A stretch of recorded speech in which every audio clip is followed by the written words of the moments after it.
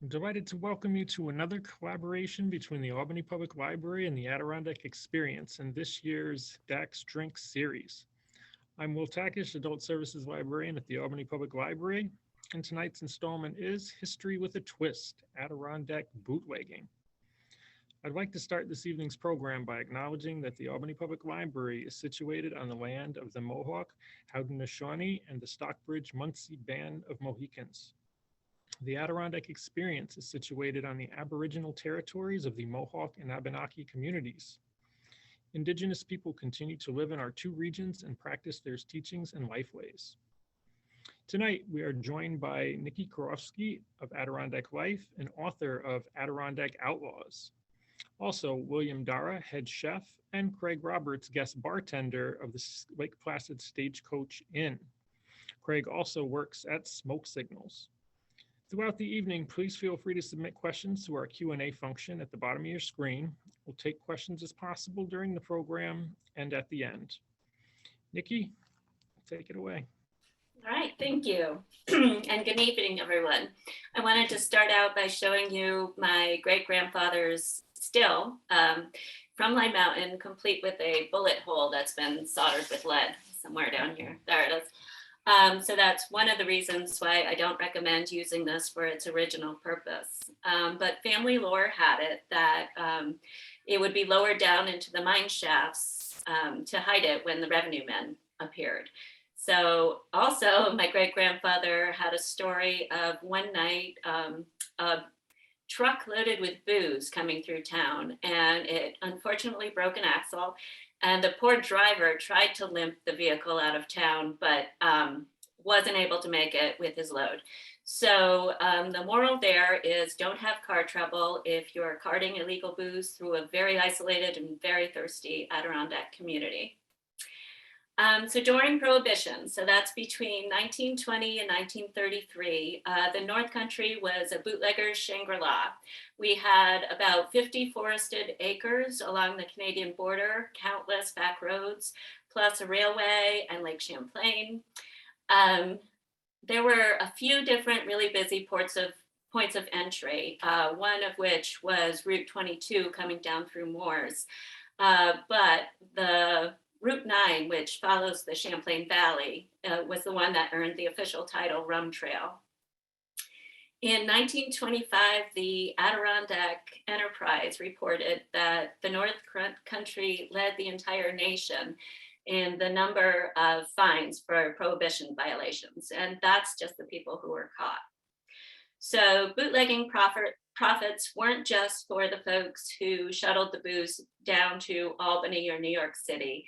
Just about anybody in the North Country could get in on the action. So farmers really cashed in on profits for crops like corn, hops, apples. Also, if you had a garage or a barn anywhere along one of the booze highways, you could rent it out for storage. Even those who weren't personally involved in the trade often turned a blind eye to their neighbors' activities, if not helping out in a pinch with a warning of a patrol or hiding a fugitive. Telephone operators were particularly accommodating because they could relay messages and warnings to bootleggers who would call in. One very active government agent, Henry Thwaites from Ausable Forks, once admitted, "I believe that 90% of the people in the county were opposed to prohibition. Not one farmer in 25 would not shield, help, or hide a rum runner. The usual compensation for their help was a bottle of liquor, more highly prized than money." So most of the traffic stuck to the eastern edges of the Adirondacks, but some did leak into the wilder interiors. The authorities love to put up a trap south of Keysville by a mountain that's coincidentally known as Poca Moonshine, though that name predates Prohibition times. So in order to avoid that trap, bootleggers would get off I'm sorry? Bootleggers would get off 9 and head on 9N above by Ausable Forks, and they'd head through Ausable Forks and Jay and Keene, and then hit back down on Route 9 down south of Elizabethtown. So in fact, on my way back and forth to my office in Jay, I passed an oddly situated garage in Ausable Forks, and it's right up against a side road. And locals have told me that the way that it's situated, it's kind of at an angle and on a curve. So that was so that bootleggers who were being chased could quickly speed into the garage and close the door. State Troop B out of Malone was just about the only line of defense against the trade in the very early years before the federal Border Patrol was created in the mid-20s. Another fun fact is Rouse's Point became the first border port in the nation to have a woman inspector regularly on duty. Her name was Geraldine Laundrie, and she was brought on board in 1929 in order to frisk the lady bootleggers. Prior to that, officers would have to call in their wives to do it or ask a bystander to do it. So Geraldine, in 3 months, she removed 670 bottles of liquor from lady bootleggers and collected $3,000 in fines. But there were never enough officers, even though there were splashy busts in the paper. Like in 1929, on the road between Port Henry and Westport, there was a big bust where about 1,400 bottles of Canadian ale were taken. But it was a lot like trying to empty the ocean with a bucket. So in Franklin County, for instance, there were about 23 roads that came down from Canada, but only 3 actual customs houses. In 1923, a Plattsburgh reporter took it upon himself to tally 30 cars racing through Rouse's Point one night after the custom house closed in the evening. So even when there was a custom house, they closed in the evening. The Plattsburgh Sentinel also reported that there was a 300% increase in crime just in Clinton County in that year, 1923. And that, they said, was not just due to Prohibition violations, but also what they called the resulting disrespect of other laws. So that included car theft, because smugglers needed a constantly revolving inventory of speedy vehicles. So car theft and bootlegging always went hand in hand. And the bootleggers favored your speedier vehicles, your Cadillacs and Packards, Pierce Arrows, but speedy back then, especially in the early years, meant top speed of maybe about 50 miles per hour, maybe 60 going down a hill. But it was still a big risk, big reward business for both cat and mouse. There were an awful lot of accidents. There was also an awful lot of shootouts, but historian Alan Everest, who wrote the seminal history of bootlegging in the area, which is called Rum Across the Border, he said that it was surprising how few fatalities happened compared to the volume of bullets that was flying along the roads at the time. So there were big names in bootlegging in the North Country. One was Muskrat Robert. All the names are fun. The Ticonderoga Sentinel called him one of the most notorious rum runners in the North Country. He was nabbed 8 times in 1 year, plus was arrested as part of a car theft ring when they found a stolen car from New York City in his garage. They say his name came from a dramatic aquatic escape during one hot pursuit. And thereafter, he took to wearing a muskrat hat. He pled guilty to conspiracy in 1931 after his gang was caught giving bribes to border officials in both beer and money. So he had to spend a year and 2 months in the federal pen in Atlanta, and a couple of disgraced officers joined him there. There was also a man called Nolan One-Arm Chapman, who in 1931 was caught with 50 bags of ale near Schroon Lake. And he had to spend the night in the Elizabethtown jail because he couldn't come up with the $5,000 bail. The bail was so high because he had 2 priors along with a suspended sentence from the federal prison down in Atlanta. So he went back to Atlanta, 18 months plus an added 13 months for the probation violation. There was also a bootlegger, R.J. Stanfield, who was an ex-prize fighter, but also an ex-sergeant with Troop B. He was shot in the back by Officer Thwaites when he was caught with a carload full of booze outside of Tupper Lake. So they brought him to the hospital, and authorities there called his condition dire. So they didn't bother to put a guard on him, and he did manage to escape. Excuse me, escape with the help of some friends. But he did turn himself in about a week later. He wasn't the only former trooper who went to the easy money side of things. There was also an Edward Kronk from Scroon Lake and a Douglas Cooper out of Saranac Lake who hit the papers. So the techniques, trains for one, in passenger trains, you could hide booze all kinds of places, in mattresses, upper berths, in the springs of Pullman seats, in luggage that had false bottoms. But if you wanted a bulk shipment, you needed a freight train. So what they did is have false ends to cars, or they would just have false bills of lading with a little bit of whatever was actually declared in front of the big load of booze. In 1923, authorities found 100 barrels and 500 cases of Canadian ale hidden behind just a little bit of hay in a train car.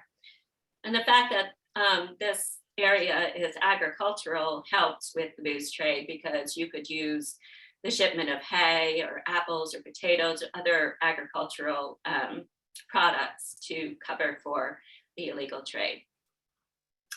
Smugglers also used boats of all shapes and sizes, from a rowboat on up. One local had a 40-foot boat that he painted black and used at night. One of the advantages to that was that if you were chased, you could throw the load overboard. They also had something called a submarine, which was a low-lying craft that was towed behind a larger vehicle.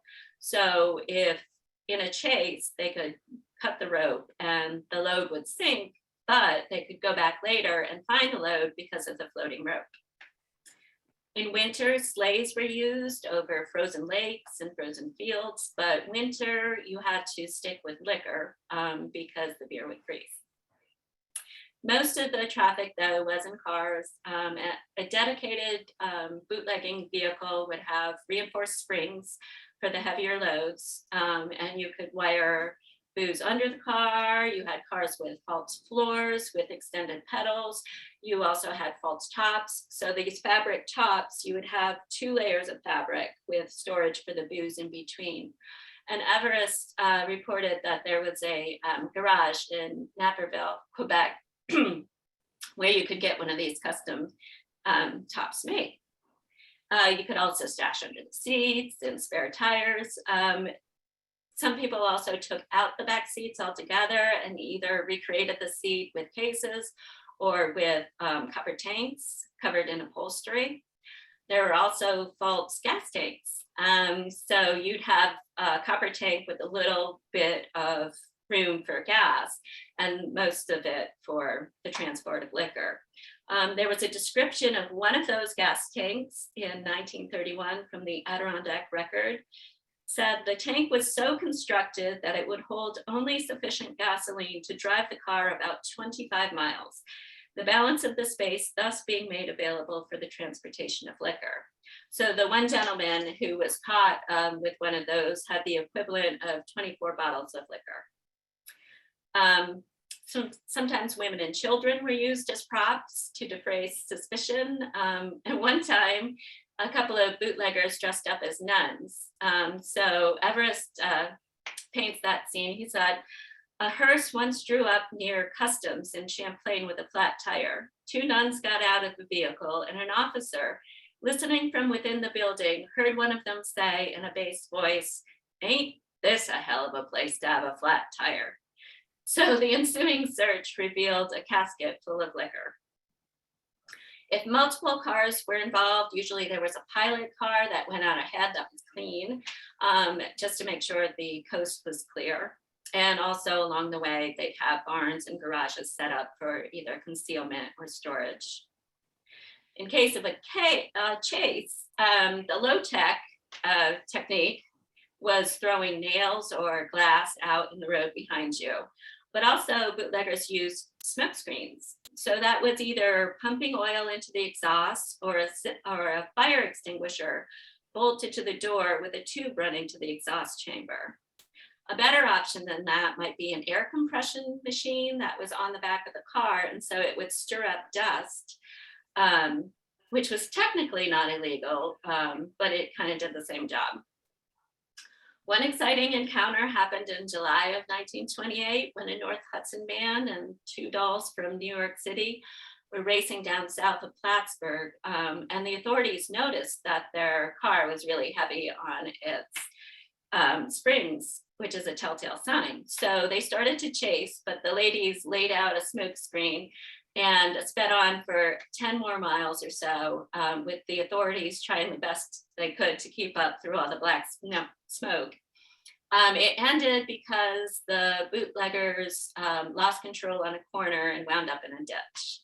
And although they were uninjured, they ended up losing their tricked out vehicle and 17 cases of wet goods.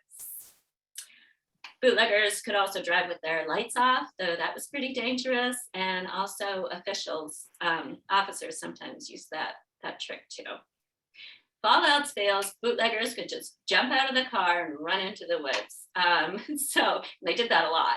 So they would lose their loads, but they would keep their liberty. The troopers had their own tricks. They had the traps, the one at Polka Moonshine, which was where the roads got a little steeper and curvier, so cars had to slow down.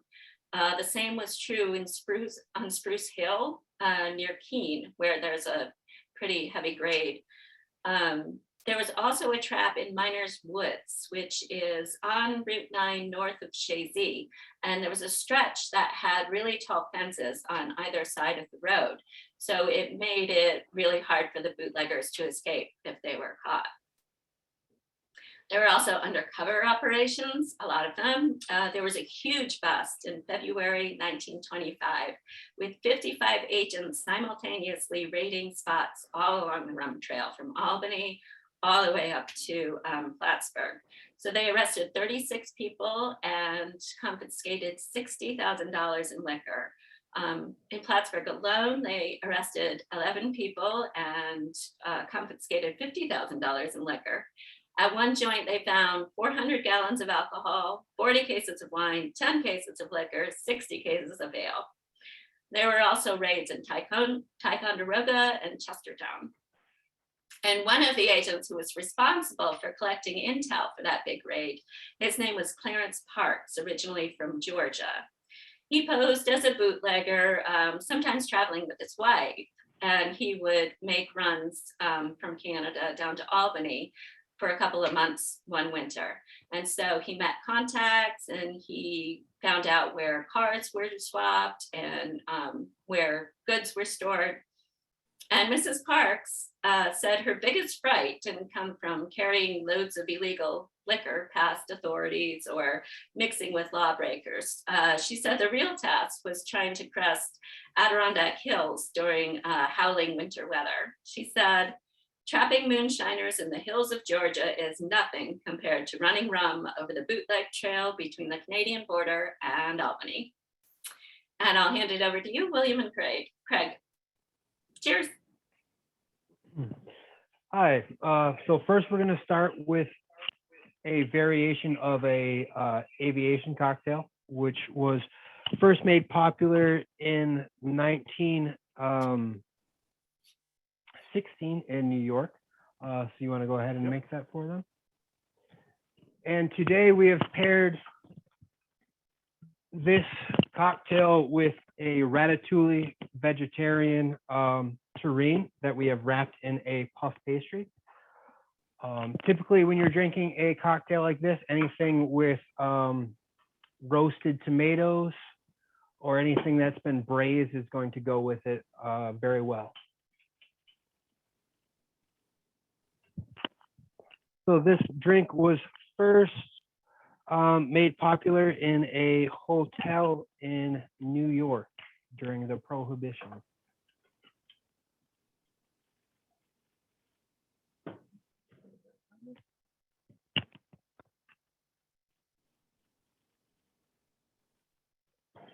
So first we added gin.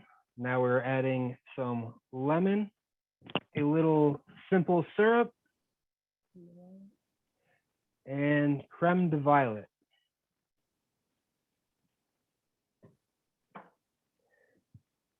And we're also going to add a little sea foam instead of egg whites to get a nice texture and foam on the top of the cocktail.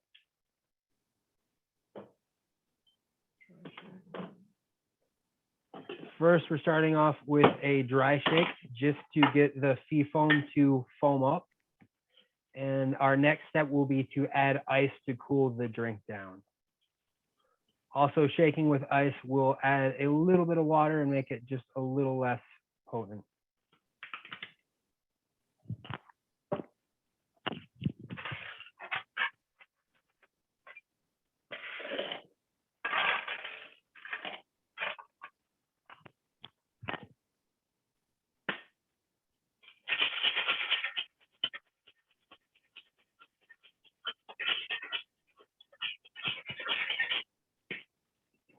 So our variation of this drink here at the Stagecoach Inn, we call the Icy Empress.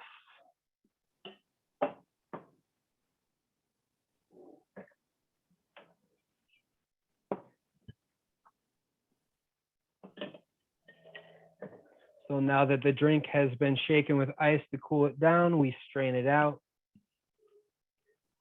You can see it's got a lovely purple color, which is what you would want with the aviation cocktail. Some places were unable to find the creme de violet, so they would use maraschino cherries and the syrup that it comes with to get the same color.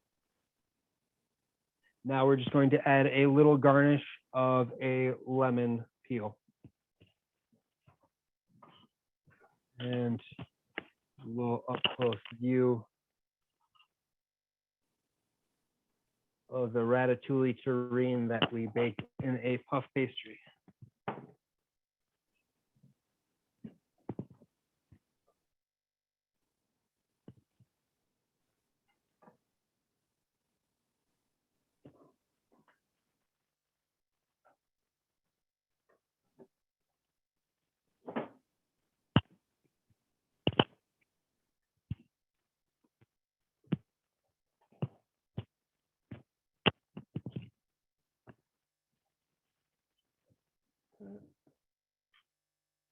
Our next drink that we'll be making is a old fashioned.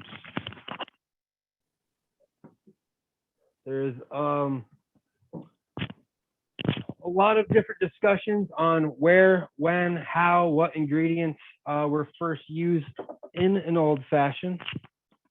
Today we will be making a pretty common variation with Rough Rider whiskey,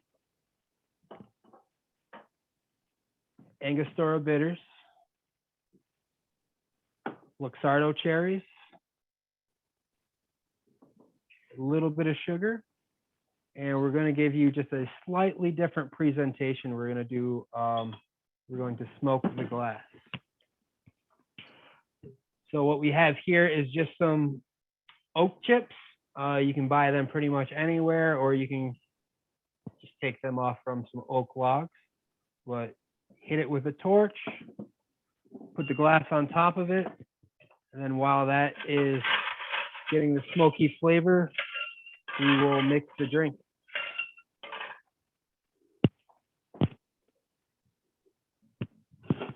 Today with our old fashioned, we have made a maple ginger glazed salmon. Typically, whenever Oops, that's the wrong dish. I'm sorry. That is for the next one.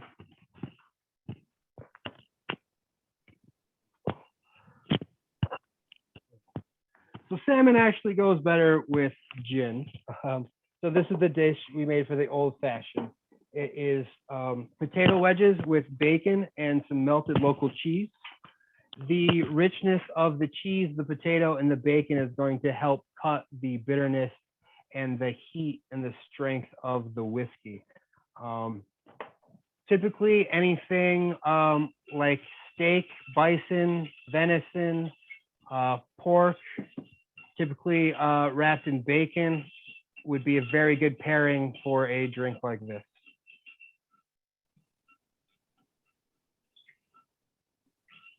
Now you can see CJ is stirring this drink instead of shaking it. When you have a nice whiskey, you don't really want to bruise or abuse it with the shaking process. So we gently stir it. We add a big ice cube so it doesn't melt right away. Now that the drink has been properly stirred, we strain out into the rocks glass.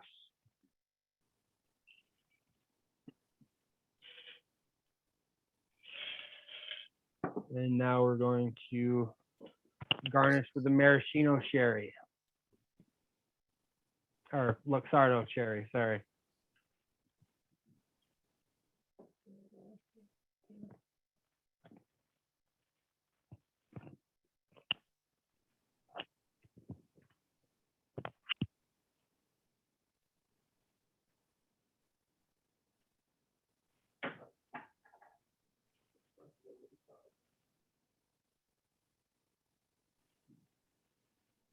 Now, the first time I'm aware that this cocktail was in print was in Chicago. But shortly after that, there was recipes from New York City.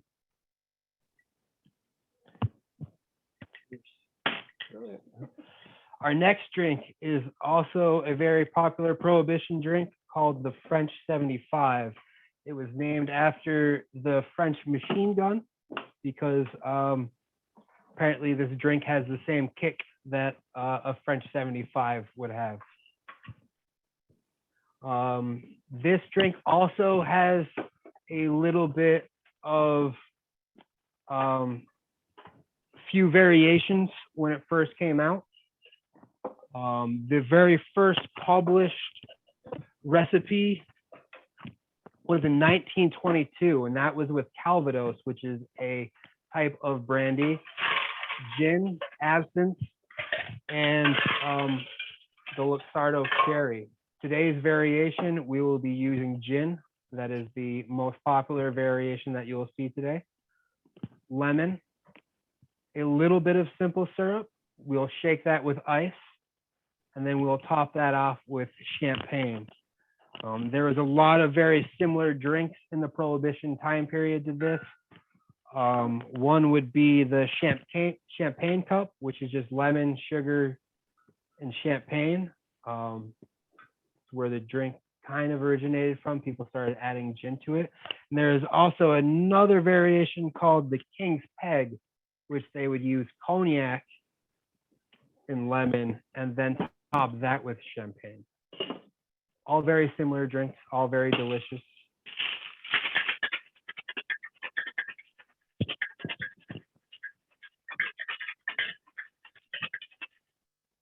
So to match the gin and the champagne, I would recommend pairing this dish with fish. So for today, we did salmon, pan-seared with maple ginger glaze, a little pickled red onion, and some cilantro on top.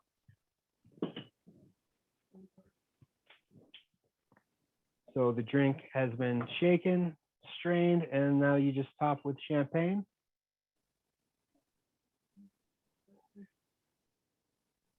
And you have a delicious Prohibition drink.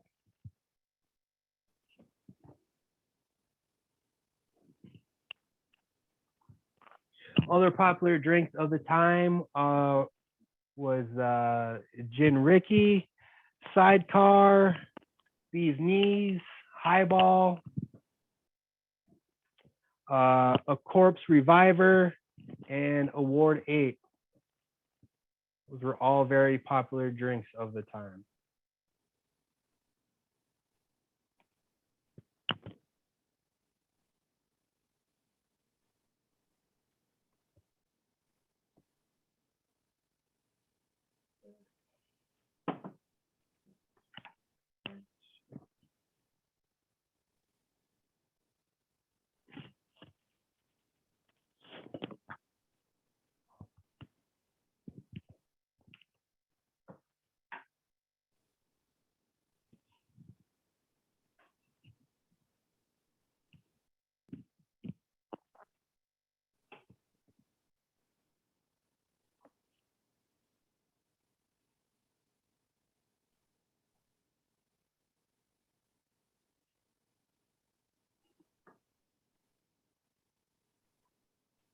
And now we're just going to add a lemon peel for garnish.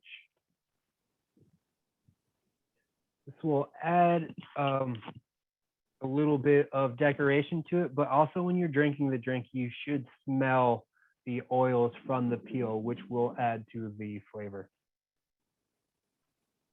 And those are our 3 Prohibition drinks.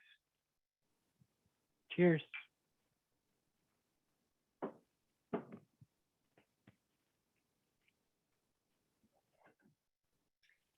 I think it's back to me. Okay. Yep. I have one more story. It's about Officer Thwaites from Ausable Forks, who I've mentioned a couple times. He was a Prohibition rock star of the area. Despite having lost his leg, he was accidentally shot by a game protector in 1918. They say it was an accident. The local press seemed to love him, so all his splashier arrests were always in the news. So once he saved a bootlegger who was trapped under his car turned over in a swamp. And so Thwaites saved him and then arrested him, of course. There was another bust where Gatling guns played a major role. He was also credited with single-handedly seizing 6 cars loaded with liquor, plus another whose driver just accidentally happened upon the scene after reinforcements had arrived. He also pulled over a horse and buggy outside of Keysville at 2 in the morning with 70 bottles of whiskey near Keysville in 1929. And the horse had what the newspaper called a sort of rubber shoe, which muffled the animal's footsteps along the highway. But he didn't get past Thwaites. There were embarrassments. So in May of 1924, Thwaites and 2 assistants captured 5 booze-laden cars south of Elizabethtown, and Thwaites was lining them up to bring them back to Elizabethtown. And he was getting into his car in the rear, and one of the bootleggers escaped and got into the front car and took off. So Thwaites got in the second car, took off, chased him, lost him in Elizabethtown. But while he was away, there was a group of bystanders that had gathered around, and they ended up pulling guns on the 2 remaining officers and disarming them and getting off with another 2 cars full of booze. And they left the poor officers in the road to deal with their boss's displeasure upon his return. The following year, the Adirondack Record reported that a new pastor was traveling to Ausable Forks from Ellenburg, accompanied by his wife and children. And he decided to take a shortcut through Altona on a dirt road. So Thwaites saw the car and got suspicious and descended with guns drawn. So the startled pastor was managed to explain who he was and get out of the situation, but Thwaites ended up a little red-faced when he found out that it was actually the pastor for his church in Ausable Forks. So little awkward going forward. Anyway, that's it for me, and I'm ready to answer any questions, and those drinks looked wonderful, guys. Good evening, everyone. I'm Michaela Hall. I'm the Public Programs Manager at the Adirondack Experience. I'd like to thank Niki, William, and Craig for a really fun and interesting program. We have had a couple of comments that some folks are feeling a little thirsty after the program, and I am too. We do have a few questions coming in, and we encourage people to continue to add questions to the Q&A function at the bottom of the screen. But our first question is anyone aware if there are any brand name liquors that were created during Prohibition that are still around today? So Four Roses was one of the companies, and they're still around today. And Pappy Van Winkle is the very, very popular sought-after one that was around back then. Great, wonderful, thank you. And Niki, this is a question for you, coming in from Melody, and she says that they have an old family story, and she's wondering if you may have any information for her. She had a great uncle, John P. Dillon, who was a border agent, perhaps in the Hogansburg area. And the family story says that he and a partner caught bootleggers, and there was some type of accident which caused a fire, which in turn burned the uncle and she believes his partner as well. She hadn't heard about this story, but her sister swears by it, and she's just wondering if that rings any bells or rings true for you, with you. I hadn't heard that story, no, but I will look it up in the Northern New York Historical, no, well, now it's just New York Historical Newspapers. It's a wonderful site, and you can check just about anything. So I'll see. It sounds like an interesting tale. So sorry, I can't be more helpful, though. And then, William, we have a question for you, and Gerald's wondering if we might be able to get a recipe or a little bit of information on how to make the maple crusted salmon. Yes. So basically, I start off with a hot pan. I go in with the oil, and then I go skin side down. And then as soon as the salmon gets in there, I turn the heat down so the skin doesn't burn and starts to crispen up. Then I flip it over, and I usually add, I'm going to have to say, a 1/4 cup of red wine. And then I add my maple ginger sauce. So when I make my maple ginger sauce, I usually take a quart container and I fill it about halfway with diced ginger. I zest and juice 2 lemons, and then I just fill that container with maple syrup and stir it. And it's better if you let that sit for a few days so the ginger seeps out into the maple, because we don't heat that sauce up until the very last minute. So after we deglaze the pan with red wine, we add the maple ginger, let that reduce down, and that is it. All right, great, thank you. It did look wonderful. Thank you. Niki, this is probably another question for you. Someone mentions that their mother used to talk about speakeasies in Lake Placid, and she's wondering if there's any documentation about which buildings in Lake Placid were speakeasies.